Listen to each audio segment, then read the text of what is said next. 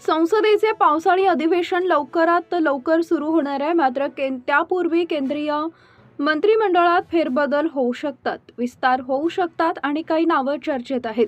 महाराष्ट्रातील देखील काही नावांची चर्चा आहे.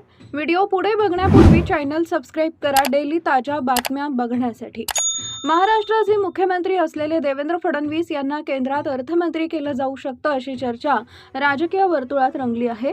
त्यामुळे खळबळ माजली आहे. फडणवीस केंद्रात गेलेच मंत्री म्हणून तर राज्याची सूत्रही चंद्रशेखर बावनकुळे यांच्याकडे सोपवली जाऊ शकतात असा मोठा दावा शिवसेना नेते खासदार संजय राऊत यांनी केलाय.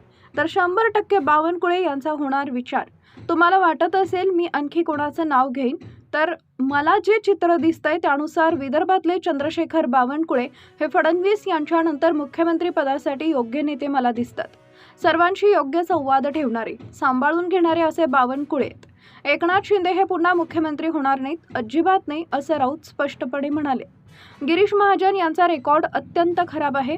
त्यामुळे जर फडणवीस केंद्रात गेले तर 100% बावनकुळे यांचा विचार आणि शिफारस स्वतः देवेंद्र फडणवीसच करतील हे माझं आकलन आहे, असं राऊत यांनी नमूद केलंय. राज्याच्या मुख्यमंत्रीपदी येणाऱ्या योग्य व्यक्तीला नेहमीच शुभेच्छा दिल्या पाहिजेत, जो राज्याचं हित पाहिल, जो राज्य योग्य दिशेनं पुढे घेऊन जाईल आणि जो राज्याचा स्वाभिमान टिकवेल अशी कोणीही व्यक्ती असेल तर त्याला शुभेच्छा देणं हे आमचं कर्तव्य आहे, असं राऊत म्हणाले.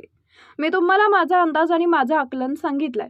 त्यांच्या पक्षातले निर्णय घेणारे आम्ही नाही आहोत, पण असं घडू शकेल किंवा असं घडण्याची शक्यता आहे, असं राऊतांनी सांगितलंय. संजय राऊत यांच्या या विधानामुळे राजकीय वर्तुळात चर्चांना उधाण आलं असून अनेक शक्यता व्यक्त होत आहेत. याच पार्श्वभूमीवर घडामोडींना वेग आला असून दिल्लीत काय घडतं याकडे सर्वांचं लक्ष लागलंय.